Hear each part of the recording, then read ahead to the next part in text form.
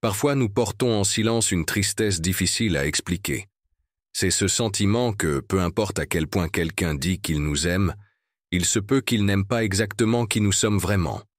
Non pas par malveillance, mais parce que souvent ce que les autres voient n'est qu'une partie de nous, une image qu'ils ont créée, façonnée par leurs attentes, leurs peurs et leurs espoirs. Ça fait mal. Cela fait mal parce que, même lorsque nous sommes accompagnés, nous pouvons nous sentir invisibles. Et quand nous entendons « je t'aime », au fond de nous, nous sentons que cet amour n'atteint peut-être pas notre véritable moi. Dès notre plus jeune âge, on nous a appris à nous attendre à un amour complet, un amour qui nous comprend complètement, qui nous accepte sans réserve.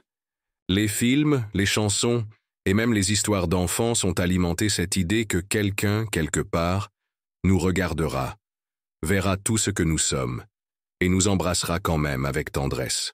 Mais avec le temps, la vie nous montre une autre réalité. Aussi beau que ce rêve puisse paraître, il ne se réalise presque jamais. La vérité, aussi dure qu'elle puisse paraître, est aussi libératrice. Personne, pas même ceux qui nous aiment le plus, ne pourra connaître toutes les parties de notre monde intérieur, nos pensées les plus profondes, nos douleurs cachées, les raisons de nos silences et même ces petites contradictions qui font partie de l'être humain. Tout cela reste souvent inaccessible même à nous-mêmes. Et pourtant, nous continuons à essayer d'être compris. Nous nous modelons, essayons de paraître plus agréables, cachons nos défauts. Tout cela dans l'espoir d'être vraiment aimés. Cela se produit avec les amis, la famille et également dans nos relations amoureuses. Au fil du temps, nous portons tellement le masque de ce que nous pensons que les autres s'attendent à voir que nous oublions notre propre visage. Et quand quelqu'un tombe amoureux de ce masque, de cette version que nous avons créée, nous ressentons un vide. Parce que nous savons au fond que cet amour ne touche pas qui nous sommes vraiment. Carl Jung, un penseur important du siècle dernier, disait que, peu importe combien nous étudions les théories et les techniques, l'essentiel est de toucher une âme humaine avec une autre âme humaine. Mais tous ne touchent pas notre âme. Beaucoup ne touchent qu'à l'image que nous montrons. Et plus nous cachons qui nous sommes, plus nous avons l'impression de disparaître à l'intérieur. Mais ne pensez pas que ce soit une tragédie. En fait, cela peut être une libération. Lorsque nous cessons de croire que quelqu'un nous comprendra un jour complètement, nous cessons de supplier d'être vus. Nous avons finalement commencé à vraiment nous voir. Et c'est dans ce regard honnête, souvent solitaire, que l'on trouve quelque chose de bien plus grand que l'approbation des autres. Nous trouvons notre propre vérité. Nous découvrons que même si personne ne nous comprendra jamais pleinement, nous pouvons toujours être profondément aimés, non pas pour qui nous prétendons être, mais pour qui nous sommes vraiment, imperfections, peurs et changements inclus. Et ce genre d'amour, même s'il est imparfait, peut être le plus réel de tous. Si vous ne voulez rien manquer et continuer à recevoir de précieux conseils pour votre santé, cliquez sur le bouton « S'abonner » ci-dessous. Votre participation est très importante pour que ce message atteigne plus de personnes. Et si vous vous êtes identifié à cela jusqu'à présent, laissez un mot dans les commentaires qui résume ce que vous ressentez aujourd'hui. Cela pourrait être la vérité, le désir, ou tout ce qui touche votre cœur. Aimez et partagez avec quelqu'un qui a besoin d'entendre cela. Et restez jusqu'à la fin, car il y a là un message spécial qui peut changer la façon dont vous voyez l'amour à partir de maintenant. Tout au long de notre vie, beaucoup d'entre nous grandissent en croyant qu'il existe une personne idéale, faite sur mesure pour nous compléter.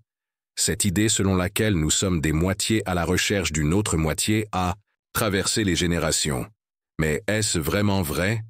D'où vient cette forte croyance selon laquelle nous ne serons complets que lorsque nous trouverons quelqu'un qui nous correspond parfaitement? Dans la Grèce antique, le philosophe Platon raconta une histoire curieuse. Il a dit qu'au début des temps, les êtres humains étaient différents. Selon lui, nous avions 4 bras, 4 jambes et 2 visages. Nous étions des êtres complets. Mais les dieux, effrayés par notre puissance, décidèrent de nous diviser en 2. Et depuis lors, nous cherchons notre autre moitié, comme si c'était la seule façon de nous sentir à nouveau complets. C'est une histoire poétique qui touche le cœur. Après tout, qui n'a jamais ressenti le manque de quelque chose ou de quelqu'un qui semblait combler un vide intérieur, mais aussi belle que soit cette histoire, elle peut aussi nous blesser, parce que cela nous apprend que nous ne sommes pas suffisants seuls, que nous avons besoin de quelqu'un pour être vraiment heureux. Et avec cela, nous avons commencé à chercher ce quelqu'un de toute urgence. Nous voulons que l'autre personne apporte du sens, résolve notre douleur, comble chaque espace vide de notre âme. Et dans cette recherche, nous finissons souvent par nous perdre. Il est facile de tomber dans ce piège.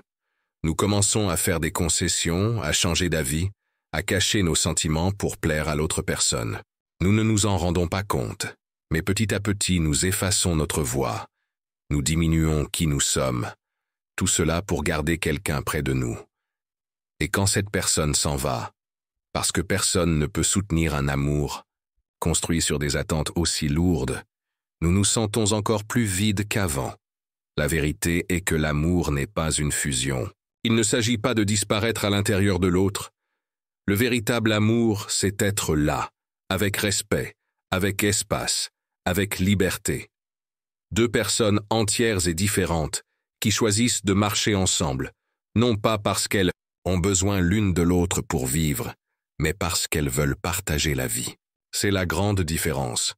De nos jours, l'idée d'une âme sœur est devenue une marchandise. Les films montrent le couple parfait. Les chansons parlent de l'amour comme d'un salut. Les livres promettent des formules pour attirer le partenaire idéal. Et, sans nous en rendre compte, nous attendons un type d'amour qui n'existe pas. Un amour qui devine ce que nous ressentons, qui ne fait jamais d'erreur, qui comble toutes nos lacunes.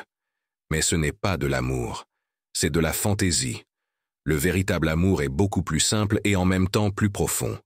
Elle naît lorsque nous cessons de chercher quelqu'un qui nous complète et commençons à vouloir quelqu'un qui marche à nos côtés, avec des erreurs, des échecs, des bons jours et des jours difficiles.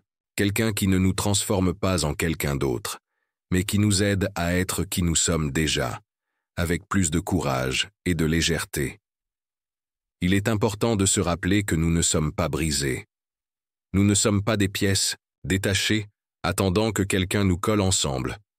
Nous sommes des gens avec des histoires, avec des joies et des peines, avec des doutes et des certitudes. Et nous méritons un amour qui voit tout cela et qui dit « Je t'accepte tel que tu es, même sans tout comprendre. » Car c'est dans ce type d'amour que réside la paix. Pas dans la perfection, mais dans l'acceptation.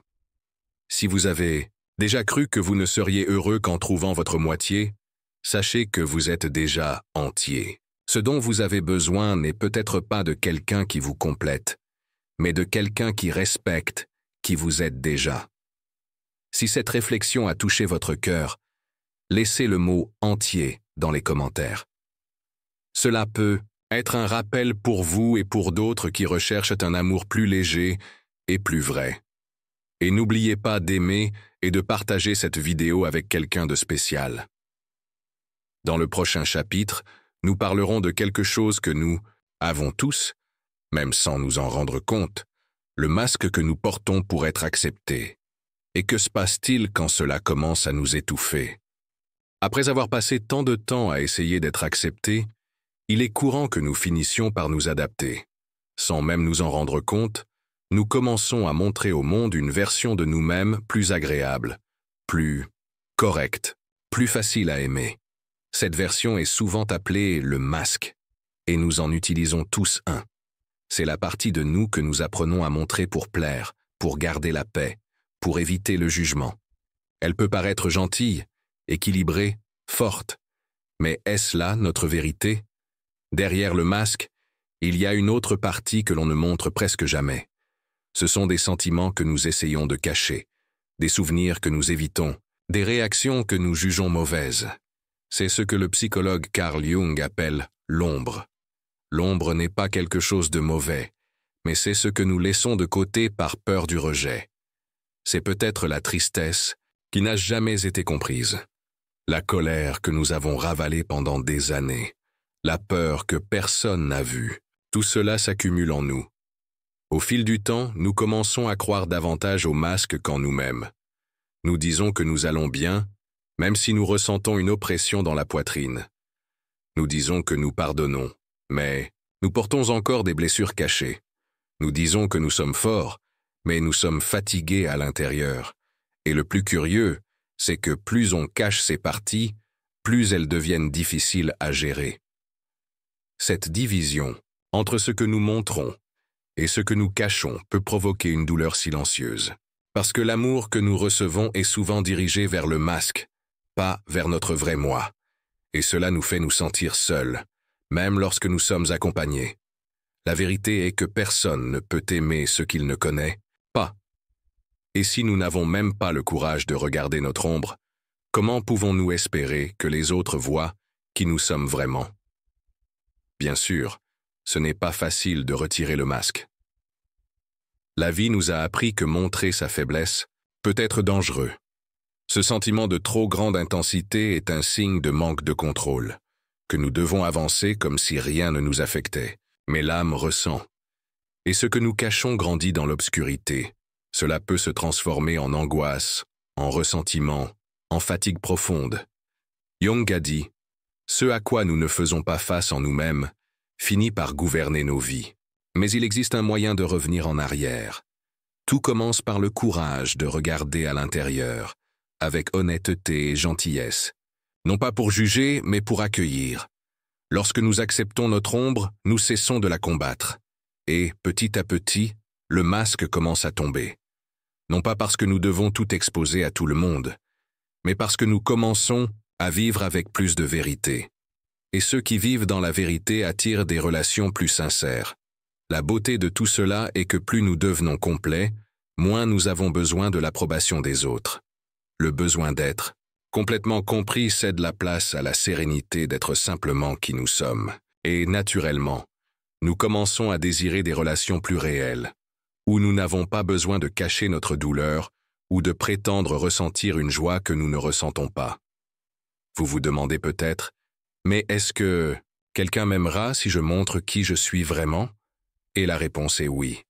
Pas tout le monde, mais celui qui restera par véritable amour, pas par illusion. Et c'est cela qui fait toute la différence. Si jamais vous avez l'impression d'être fatigué de faire semblant, écrivez le mot « vérité » dans les commentaires. Cela peut être un premier pas pour laisser le masque de côté et se permettre de vivre plus légèrement. Aimez la vidéo, partagez-la avec ceux en qui vous avez confiance et, si vous n'êtes pas encore abonné à la chaîne, profitez-en maintenant. Ici, nous parlons de sentiments avec respect et profondeur. Dans le prochain chapitre, nous aborderons un point essentiel. Ce que nous appelons amour, est-il vraiment de l'amour? Ou est-ce simplement notre besoin de combler des vides que nous n'avons pas encore réussi à affronter? Après avoir réfléchi aux masques que nous portons et aux parties de nous-mêmes que nous cachons, une question inévitable se pose. Lorsque nous aimons quelqu'un, l'aimons-nous vraiment tel qu'il est? Ou bien aimons-nous réellement? L'idée que nous nous en sommes faites, l'amour n'est souvent pas aussi pur et simple que nous le souhaiterions. Au lieu de voir l'autre clairement, nous le regardons à travers un filtre. Le filtre de nos souvenirs, de nos peurs, de nos besoins. Et ce filtre finit par façonner l'autre selon ce dont nous avons besoin. Nous attendons de notre partenaire qu'il soit une source de sécurité, qu'il nous apporte la paix, qu'il nous valorise comme personne d'autre ne l'a fait auparavant. Mais parfois, sans nous en rendre compte, nous utilisons l'amour comme une tentative de réparer ce qui est brisé en nous. Ce n'est pas mal, c'est humain. Nous avons tous des trous émotionnels, des cicatrices du passé, des désirs inassouvis. Et souvent, nous faisons porter tout cela sur quelqu'un d'autre. Nous espérons qu'il ou elle nous comprendra complètement, qu'il ou elle ne nous fera jamais de mal, qu'il ou elle devinera nos sentiments, qu'il ou elle nous sauvera de la solitude. Mais c'est un fardeau trop lourd à porter pour un être humain, parce que personne n'a été créé pour guérir les blessures qui ne sont que les nôtres. Carl Jung disait que ce que nous projetons sur les autres en dit plus sur nous que sur eux. Lorsque nous considérons une personne comme parfaite, nous ignorons peut-être les défauts qu'elle possède également. Lorsque nous exigeons qu'il nous remplisse, peut-être fuyons-nous notre propre responsabilité. Et avec cela, nous cessons d'aimer la vraie personne et commençons à aimer le rôle qu'elle joue dans nos vies. Ce n'est pas de l'amour, c'est une utilisation. De plus, lorsque l'autre personne ne se comporte pas comme nous l'espérons, lorsqu'elle montre un côté différent, nous devenons frustrés. Nous avions l'impression d'avoir été trompés. Mais ce qui nous fait vraiment mal, c'est la rupture du fantasme. Ce n'est pas que l'autre personne a changé, c'est qu'elle n'a jamais été ce que nous avions imaginé. C'est nous qui créons un personnage pour lui, et nous nous accrochons fermement à ce personnage. C'est pourquoi il est si important d'apprendre à aimer avec les pieds sur terre. Aimer vraiment quelqu'un, c'est accepter qu'il ou elle ait des bons et des mauvais jours, des bizarreries, des limites, des contradictions, qui, tout comme nous, portent aussi de la douleur et des insécurités, et, plus important encore, qu'il ne sera jamais capable de répondre à tous nos besoins émotionnels. Le philosophe Jean-Paul Sartre disait que l'autre est un univers entier, séparé de nous. Ce n'est pas notre miroir, ni notre extension. Aimer, c'est donc vivre avec le mystère de l'autre. C'est respecter le fait qu'il soit différent et choisir quand même de rester, non pas parce qu'il nous complète, mais parce qu'il nous accompagne. Si vous avez déjà ressenti la douleur de voir quelqu'un que vous aimiez devenir différent de ce que vous aviez imaginé, sachez que ce n'est pas un signe d'échec. C'est juste la vie qui arrive. Les vraies relations ne sont pas une question de perfection. Il s'agit de coexistence, à propos de deux êtres imparfaits qui, malgré tout, décident de continuer à essayer. Ce type d'amour est plus mature, plus durable, plus léger. Il n'exige pas que l'autre soit tout. Soyez simplement présent. Et c'est là que ça devient vrai. Si ce chapitre vous a fait réfléchir à la façon dont vous avez aimé, laissez le mot « présence » dans les commentaires. Cela peut rappeler à chacun que la chose la plus importante dans une relation n'est pas de répondre à toutes les attentes, mais simplement d'être. Aimez-le, partagez-le avec quelqu'un qui a déjà vécu cela. Et si vous n'êtes pas encore abonné à la chaîne, profitez-en maintenant. C'est avec vous ici que cet espace devient plus fort. Dans le prochain chapitre, nous approfondirons encore davantage. Parlons de la douleur de ne pas être compris et de la façon dont cette douleur, aussi difficile qu'elle puisse paraître, peut être une porte vers la liberté. À un moment donné de notre vie, nous avons tous ressenti cette douleur silencieuse de ne pas être compris. Cela peut se produire lors d'une conversation avec quelqu'un de proche, lorsque nous disons quelque chose du fond du cœur et que nous sentons que l'autre personne ne comprend pas vraiment. Ou peut-être est-ce ce sentiment d'être entouré de gens et de se sentir quand même seul. Cette douleur de ne pas être vu tel que nous sommes réellement est profonde, car elle touche directement notre besoin le plus humain, la connexion. Dès notre plus jeune âge, nous apprenons à adapter ce que nous ressentons pour être acceptés. Nous façonnons nos mots, cachons nos peurs, prétendons que tout va bien alors que nous allons mal. Tout cela pour maintenir l'affection des gens qui nous entourent. Et au fil des années, cela devient une habitude, une réflexion. Sans nous en rendre compte, nous nous éloignons de qui nous sommes réellement. Et puis, quand les gens disent qu'ils nous aiment, au fond, nous nous sentons vides, parce que nous savons qu'ils aiment une partie de nous, celle que nous montrons, mais ils ne voient pas le reste. Et ça fait mal. Cette douleur peut donner lieu à un sentiment d'abandon, même lorsque nous sommes accompagnés. Un sentiment d'être seul avec ses propres pensées, avec son propre monde intérieur, sans avoir personne avec qui le partager. Il semble qu'il y ait un mur invisible entre nous. Et peu importe combien nous essayons d'expliquer, de nous justifier, d'ouvrir nos cœurs, ce qui revient c'est le silence ou l'incompréhension. Et puis vient la frustration, la fatigue, l'envie de se taire une bonne fois pour toutes.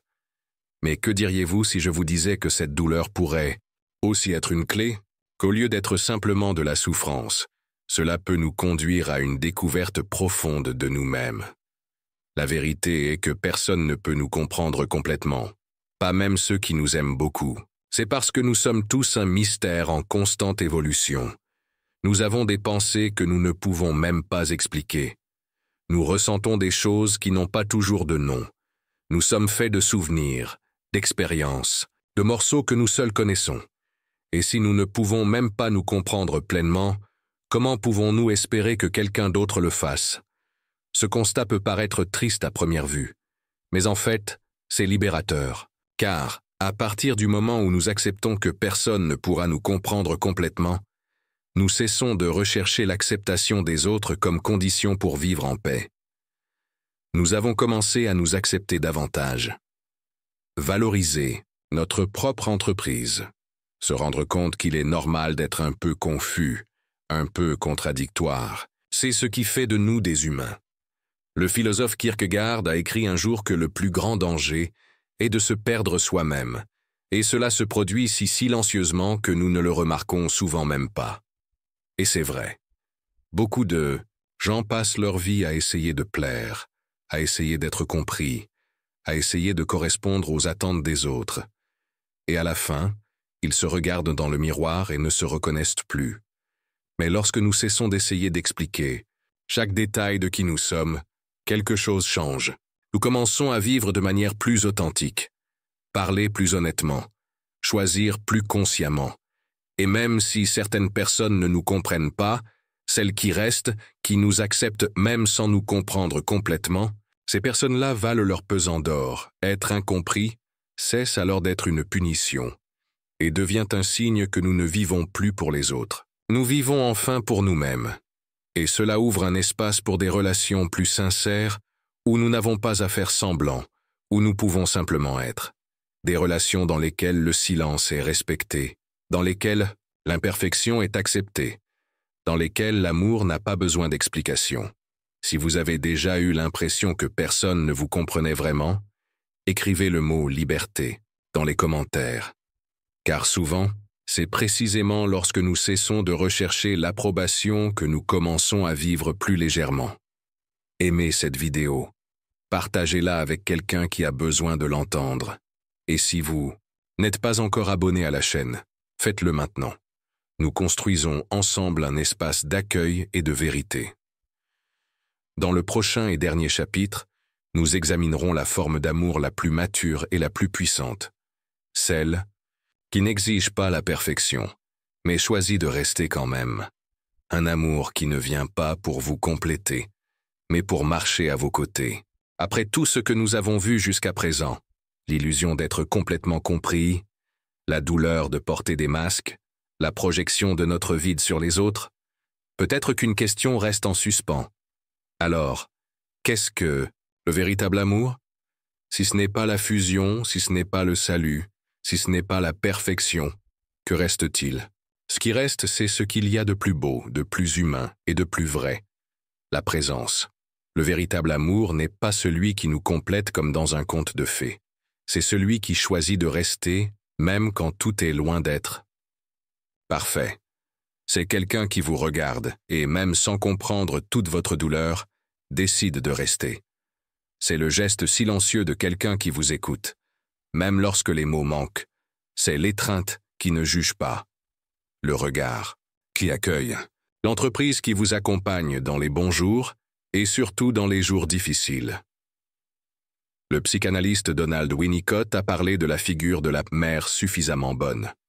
Une mère qui n'est pas parfaite, mais qui est constante. Cela fait des erreurs, mais est présent. Qui ne peut pas tout réaliser, mais essaie. Ce concept s'applique également à l'amour. Aimer vraiment, c'est ne jamais échouer.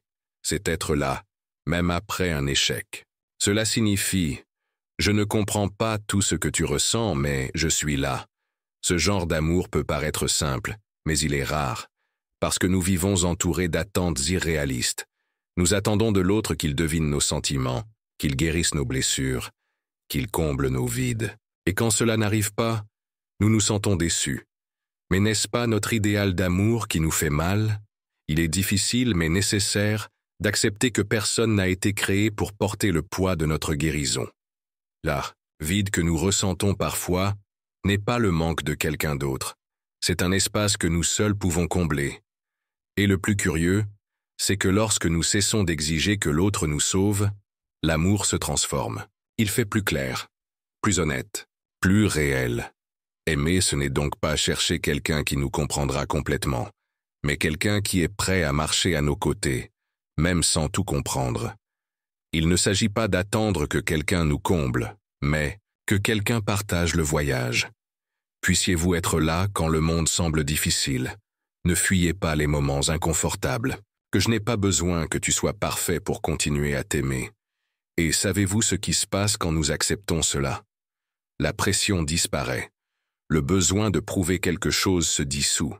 La relation gagne de l'espace pour respirer. Deux personnes, différentes, imparfaites, se rencontrent et choisissent, chaque jour, de rester ensemble, même sans garantie, même avec des doutes, même avec les hauts et les bas qui font partie de la vie. Peut-être que le secret de l'amour ne réside pas dans le fait de trouver la bonne personne, mais dans le fait d'être suffisamment vrai pour attirer quelqu'un qui est prêt à marcher avec nous, avec patience, gentillesse et présence. Car c'est ce qui nous soutient lorsque les certitudes s'effondrent. Non pas le fantasme d'un amour idéal, mais la réalité d'un amour possible. Si cela vous a touché le cœur, écrivez le mot « présence » dans les commentaires. Cela peut nous rappeler que ce qui compte le plus n'est pas la mesure dans laquelle quelqu'un nous comprend, mais la mesure dans laquelle quelqu'un choisit d'être avec nous. Aimez la vidéo, partagez-la avec ceux qui méritent d'entendre ces mots, et si vous n'êtes pas encore abonné à la chaîne, faites-le, maintenant. C'est un espace d'accueil, d'échanges sincères, de réflexion qui nous renforce. Et comme promis, voici le message spécial que je voulais garder pour la fin. Vous êtes digne d'amour même lorsque vous avez l'impression de ne pas être complet, même si ce n'est pas entièrement compris, même quand ça échoue, parce que le véritable amour n'est pas celui qui comprend tout, c'est celui qui reste malgré tout. Puissiez-vous trouver, ou peut-être avez-vous déjà trouvé, ce genre d'amour, et surtout que vous appreniez à vous l'offrir à vous-même. Si ces mots vous ont parlé d'une quelconque manière, si vous vous êtes senti touché, compris ou simplement accueilli, ne partez pas en silence. Cliquez sur le bouton « S'abonner » ci-dessous et rejoignez cette communauté de personnes qui, comme vous, cherchent à vivre avec plus de vérité, plus de légèreté et plus de conscience. Laissez un commentaire, il peut s'agir d'un seul mot, comme présence, vérité, ou même un simple « je suis là ». Cela renforce non seulement notre espace, mais peut également réconforter quelqu'un qui lit ceci et qui vit la même expérience. Aimez la vidéo si elle vous a touché et partagez-la avec quelqu'un qui pourrait avoir besoin de l'entendre. Aujourd'hui, parfois, un simple geste comme celui-ci peut changer la journée de quelqu'un d'autre, voire sa vie. Ici, chaque histoire a de la valeur, et votre présence fait toute la différence.